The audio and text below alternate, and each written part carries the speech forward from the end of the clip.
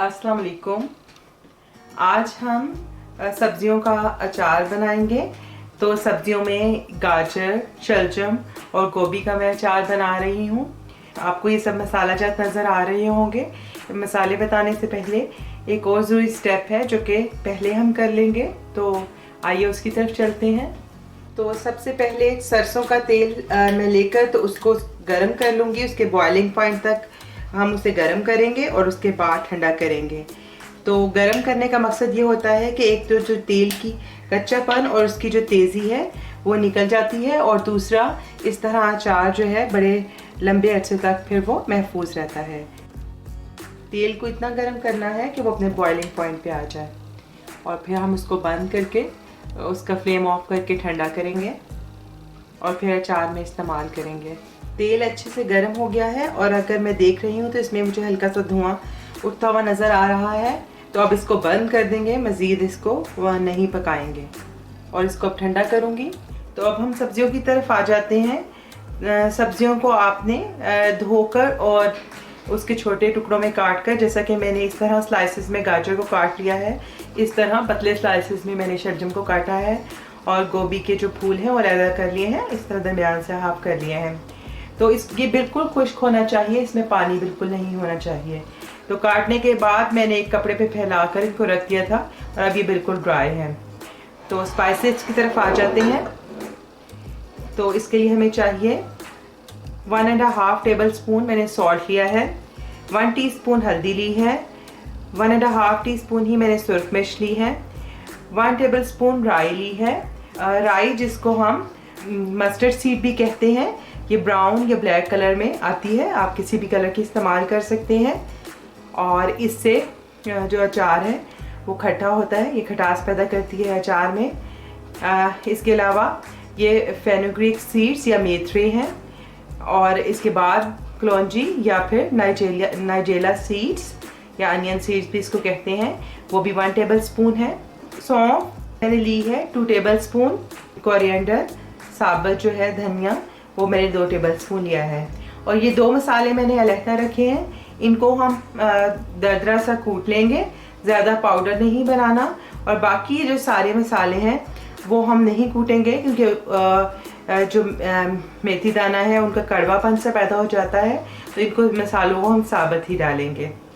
तो 2 तरीके से हम जो है अचार को बना सकते हैं, सब्जियों के अचार को। या तो हम इसको गर्म उबलते हुए पानी में 2 से 3 मिनट इसको बॉयल देना है, और फिर हमने इसे ड्राई करना है।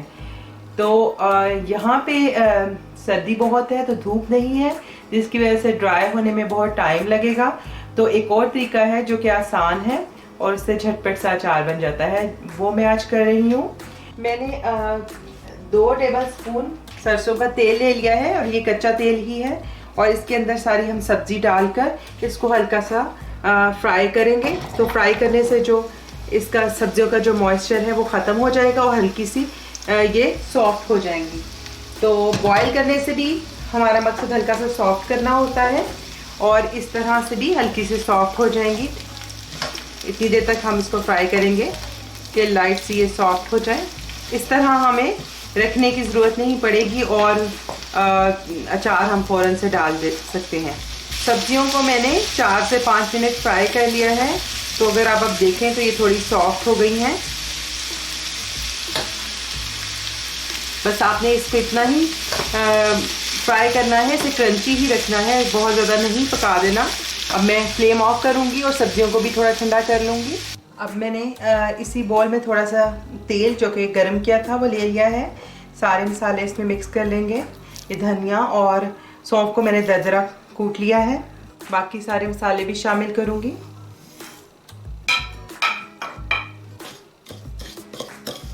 मसाले शामिल करते ही बहुत प्यारी सी अचार की जो खुशबू है वो आना शुरू हो गई है। ये जो अचार का हमारा मसाला है ये तैयार है। अब इसके अंदर जो हमारी सब्ज़ी जिसको हमने हल्का सा फ्राई किया था वो भी इसमें ऐड कर देते हैं, और ठंडी हो गई है। इस तरीके से हमें बिल्कुल भी सब्ज़ी को खुश्क करने की ज़रूरत नहीं है, क्योंकि ये ऑलरेडी ड्राई हो गई है। सब्जी मैंने ऐड कर दी है। साथ ही मैं इसमें कुछ सुर्ख मिर्चें जो कि तेज़ वाली हैं, हॉट रेड चिली आप डाल सकते हैं, या ग्रीन चिली, वो भी इसमें ऐड कर दें और साबुत ही हम इसमें डालेंगे। अब मसाले के साथ सब्जियां मिक्स करेंगे। आप इसको किसी और तेल में भी डाल सकते हैं, जैसे ऑलिव ऑयल में, लेकिन जो सरसों के तेल में अचार बनता है उसका जायका ही कुछ और होता है, इसलिए ट्रेडिशनली जिस तरह ये डाला जाता है उसी तरह डालें तो मज़ा आता है। अब जो ठंडा हुआ तेल है वो भी मैं इसमें ऐड कर देती हूँ।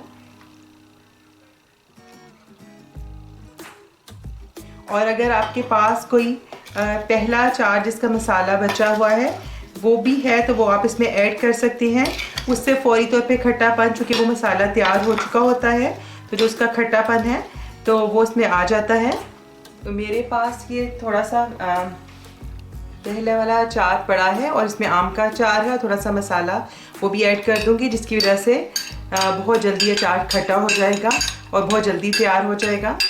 अब हम इस अचार को एक साफ़ सुथरे मर्तबान या शीशे की स्टेरलाइज जार में आप इसको भरेंगे। तो अचार को मैंने इन दोनों जार्स में फिल कर लिया है। ये जार और छोटा सा मेरे पास मर्तबान है और इसको अब आप तकरीबन एक हफ्ते तक रखें और एक हफ्ते के बाद ये तैयार हो जाएगा और बहुत मज़े का अचार होता है। ख़ासतौर पे मेरा फेवरेट तो इसमें शलजम का अचार है। तो आप भी बताएं कि आपका फेवरेट अचार इसमें से कौन सा है और आपको ये तरीका कैसा लगा। बहुत आसान सा अचार है, जिसको बनाना बहुत ही आसान है और बहुत थोड़े वक्त में तैयार हो जाता है। तो आप भी इसे ट्राई करें और बताएं कि आपको कैसा लगा। आइंदा आपके साथ किसी नई रेसिपी के साथ फिर मुलाकात होगी। उस वक्त तक के लिए अल्लाह हाफिज़।